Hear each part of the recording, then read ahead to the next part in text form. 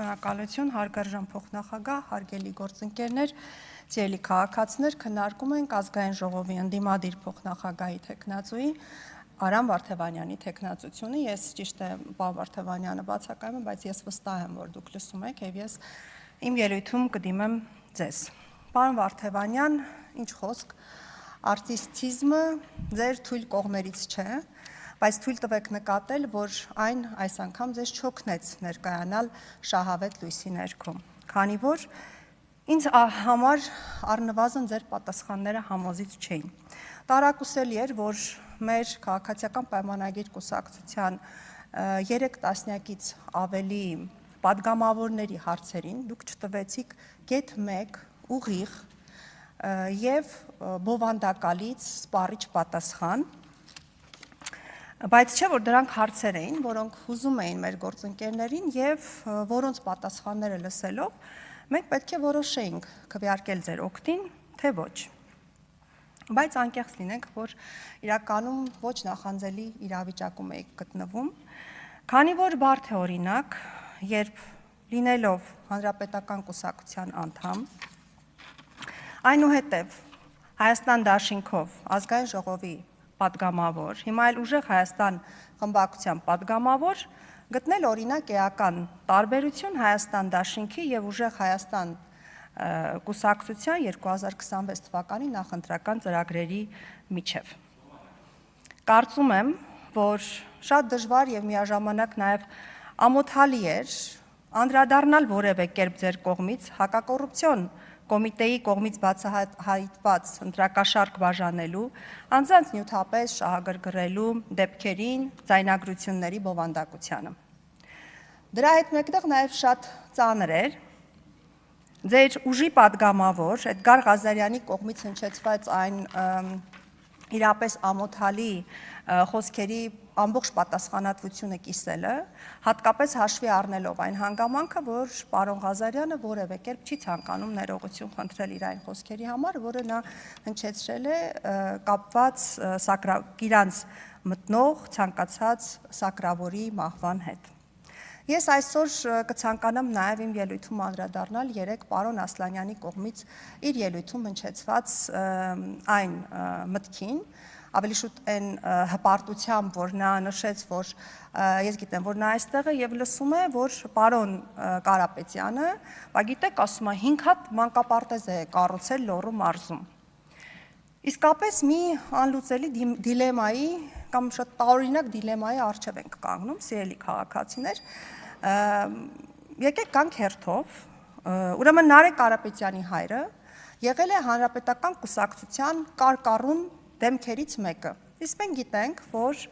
Հանրապետական կուսակցության իշխանության օրոք ինչ ալան-թալան է տեղի ունեցել եւ այդ ալան-թալանի մեջ շատ այսպես հստակ գծով գնացել է նաեւ հանրային նշանակության վայրերի եւ նաեւ մանկապարտեզների օտարման գործընթացը։ Իսկ դուք գիտեք, թե որքան ես իդեպ հարցում էի ուղարկել տարածքային կառավարման եւ ենթակառուցվածքների նախարարություն, խնդրելով նրանց ինձ տրամադրել 1998-ից 2018 թվականներին մեր մարզերում օտարված մանկապարտեզների ցանկը։ Ես միայն նշեմ, թե Լոռու մարզում այդ տարիներին օտարված մանկապարտեզները քանիսն են եղել։ Դրանք եղել են 18-ը։ Նաև նշեմ այն հանգամանքը, որ այդ տարիներին հեծը գումարներ էր հավելագրում զինվորական եւ կրթական հաստատությունների վրա, որոնց թվում էին նաև իհարկե մանկապարտեզներ։ Այսինքն ինչ է ստացվում, մի կողմից օտարել են մանկապարտեզները, մյուս կողմից եկել եւ մի 5 հատ Լոռու մարզում 5 հատ մանկապարտեզ են կառուցել ու դարձել բարերար, հիմա թանկով փորձում են դա վաճառել մեր ժողովրդի վրա։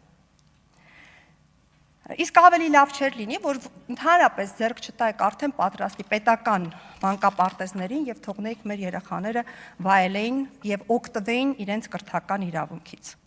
Ընդ որում բարեգործության մասին։ Բարեգործության ինստիտուտը ամբողջապես աղճատված է։ Տարիներ շարունակ մարդկանց պահելով նպաստի համակարգում, հասցնելով ծայրահեղ աղքատությամբ, նրանց համար չստեղծելով նպաստավոր պայմաններ աշխատանքի համար եւ նաեւ ապա մոտիվացնելով ընդհանրապես տնտեսական նրանց ակտիվությունը,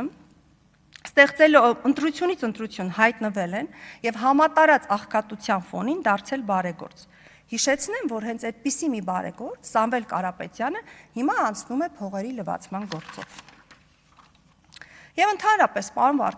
Վարդևանյան, ինձ համար իսկապես շատ կարևոր է, թե դուք ինչպես եք վերաբերում այն հանգամանքին, որ ձեր կուսակցության որոշ անդամներին են վերագրվում այդքան շատ 100-ից ավել ընտրակաշառքներ, եւ նաեւ ինչպես եք վերաբերում այն փաստին, որ ձեր ուժի ղեկավարը Սամվել Կարապետյանը հիմա անցնում է փողերի լվացման գործով։ Իդեպ, երբ դուք հանրապետական կուսակցության անդամ եք եւ նաեւ վարչապետի օգնական, ես հիշում եմ, որ դուք շատ այսպես գովերքներ եք ծոնում հանրապետական կուսակցությանը եւ այդ գրառումները կարդացողին թվում էր, թե այդ կուսակցությունից այն կողմ դուք այլևս կուսակցություն չեք կարող ճանաչել։ Իդեպ, հիմա ինձ մոտ է նաեւ ձեր գրառումը, որը դուք գրել եք, երբ անդամագրվում եք հանրապետական կուսակցությանը, մի նախադասություն կարդամ։ Հանրապետականը հենց այն կուսակցությունն է, որը որպես իր ծրագրային դրույթ, որպես Հայաստանի զարգացման տեսլական, ընդունում է իրավունքի գերակայության սկզբունքը, որը դեռևս ամբողջությամբ չի իրացվել մեր իրականությունում եւ ավարտում է հետեւյալ կերպ. վստահ եմ,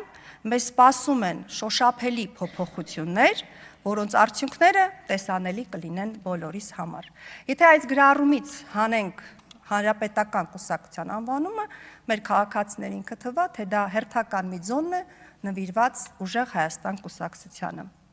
Դե ինչ, պարոն Վարդևանյան, դուք շարունակեք հաջորդ բացառիկ կուսակցության ձեր փնտրտուքը